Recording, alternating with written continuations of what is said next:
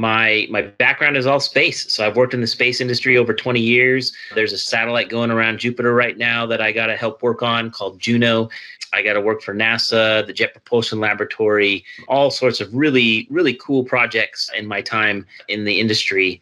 And since I've moved to the United Kingdom, I have been completely blown away by entrepreneurs that have started their own companies and jumped on the bandwagon and started a company called Space Store, which is all about bringing space experience to everyone. So what do I mean by space experience? There's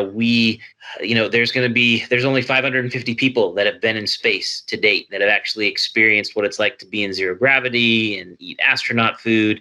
So we try to bring that a bit more down to earth. So we are doing that digitally, but also in brick and mortar retail stores. So we have our proof of concept store that opened in June 2019, before the pandemic.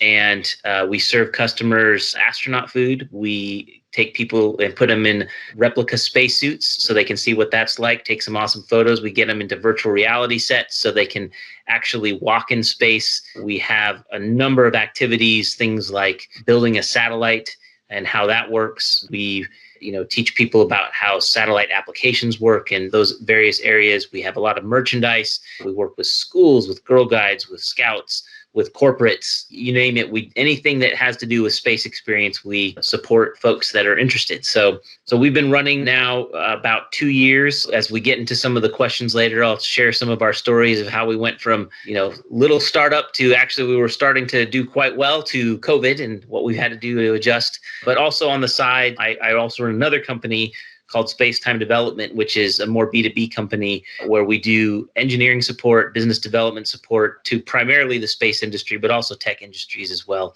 And funny enough, because of the pandemic, and I'll talk probably more about this later, we started a recording studio, an audio visual studio, so that we could do events like what we're doing right now because we had to adjust to the pandemic. So that's a little about me, but thank you so much for having me. I look forward to this discussion.